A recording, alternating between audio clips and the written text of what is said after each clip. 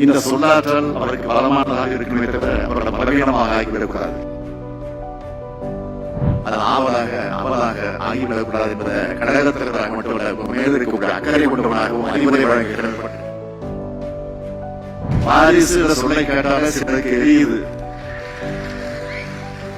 பத்திரிகை எரியுது. அவங்களுக்கு எரியிட்டு தான் நான் திரும்ப திரும்ப சொல்லிவிட்டு இருக்கோம்.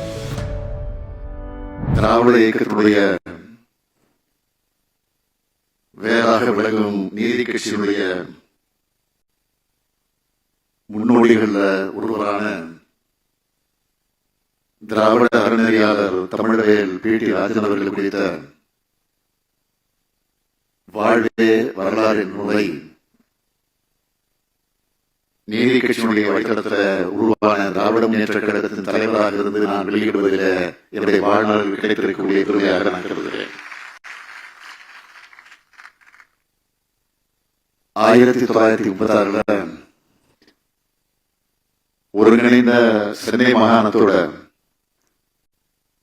ஃபர்ஸ்ட் மினிஸ்டராக இருந்த பி.டி. ராஜனுடைய வாழ்க்கை வரலாற்று நூலை தமிழ்நாட்டின் சீஃப் மினிஸ்டர் என்ற தகுதியோடு அந்த பெருமையோடு நான் வெளியிடுகிறேன். 1937 தேர்தலில் நீதி கட்சி தோற்கடிக்கப்பட்டப்போ என்றாவது ஒரு நாள் இதற்கு பழிக்கு பழி வாங்குவோம் என்று பி.டி. ராஜன் அவர்கள் சொன்னார். 30 ஆண்டுகள் கழிச்சு திராவிட முன்னேற்ற கழகம் வரலாற்று வெற்றியை பெற்றப்போ பழிக்கு பழி வாங்கப்பட்டதுன்னு சொன்னார். திமுக வெற்றிய நீதி கட்சியுடைய வெற்றியா எண்ணி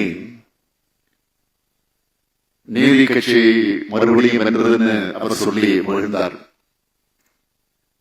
அந்த மகிழ்ச்சியும் திமுகவோட சாதனைகளும் செயல்பாடுகளும் தான் 1971 தேர்தலில் திமுகவுக்கு தான் மக்கள் வாக்களிக்கணும்,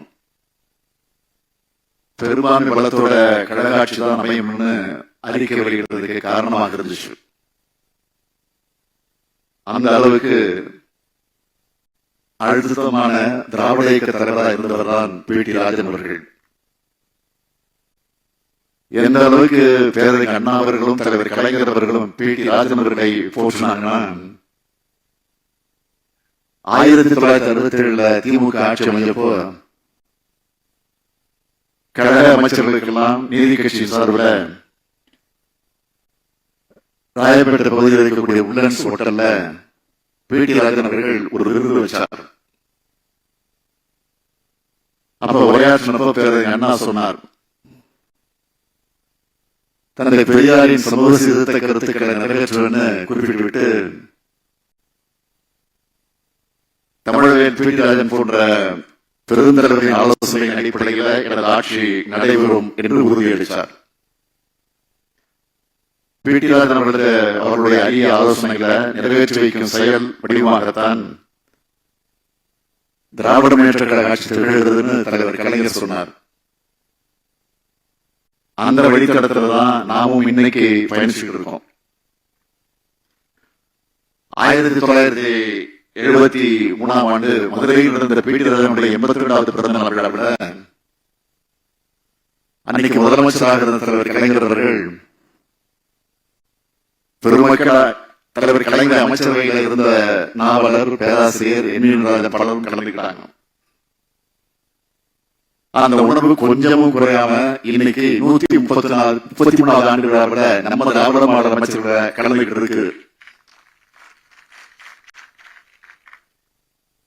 இந்த மகிழ்ச்சியான தருணத்துல விழாவினுடைய ஏற்பாட்டாளருக்கு நான் உங்களை சுட்டிக்காட்ட விரும்புகிறேன். விழாவோட அழைப்புதல்ல நீதி கட்சியுடைய இறுதி தலைவராக இருந்த அப்படின்னு போட்டிருக்கு. நல்லா ஞாபகம் வச்சுக்கோங்க, நீதி கட்சிக்கு இறுதி என்பதே கிடையாது.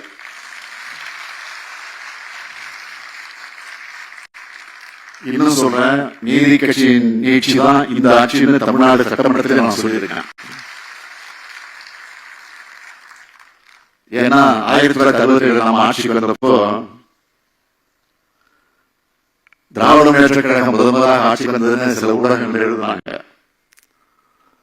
அப்போ பேரறிஞர் அண்ணா தான் சொன்னார், அரசியல் தேர்ச்சியுடன் நாடாட நீதி கட்சியின் பாரம்பரியத்தில் வளர்ந்த கட்சி தான் திராவிட முன்னேற்ற கழகம் சொன்னார். நீதி கட்சி செயலாளர்கள் ஒருவராக இருந்த முத்தமிழ் காவலர் கே.ஆர். விஸ்வநாதன் அவர்கள் என்ன சொன்னார்னா, நீதி கட்சி இன்றைய திராவிட முன்னேற்ற கழகத்திற்கு பாட்டன் முறை. பெரியார் அவர்கள் தொடங்கிய சுயமரியாதை இயக்கம் தந்தை முறை என்று குறிப்பிட்டார். இதையெல்லாம் கடந்து 1966ஆம் ஆண்டு நீதி கட்சியுடைய பவரடா பொதுக்கூட்டத்தில் இன்றைய திமுகவினர் நம்முடைய வாரிசுகள் தான் பி.டி. ராஜன் அவர்களை குறிப்பிட்டார். எனவே நான் அழுத்தம் திருத்தமாக சொல்கிறேன், திராவிட முன்னேற்ற கழகத்தின் ஆட்சி என்பது நீதி கட்சியினுடைய தொடர்ச்சியான ஆட்சிதான். பி.டி. ராஜன் அவர்களுக்கு நம்முடைய அமைச்சர் பழனிவேல் தியாகராஜன் மட்டும் வாரிசு இல்ல, நானும் வாரிசுதான். திராவிட வாரிசுகள் இருக்கிறவங்க திராவிட வாரிசுகள். வாரிசு சொல்லை கேட்டாலே சிலருக்கு எரியுது, பத்திக்கிட்டு எரியுது. அவங்களுக்கு எரியட்டும் தான் நான் திரும்ப திரும்ப சொல்லிக்கிட்டு இருக்கோம்.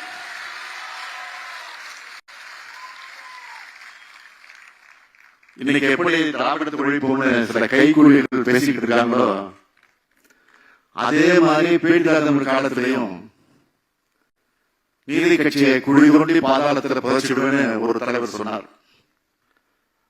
ஆனா பி.டி. ராஜனுடைய தொடர்ச்சியா பண்பாளர் பழனிவேல் ராஜன் அவர் வந்தார். இப்போ பழனிவேல் தியாகராஜன் நம்ம கூட இருக்கார்.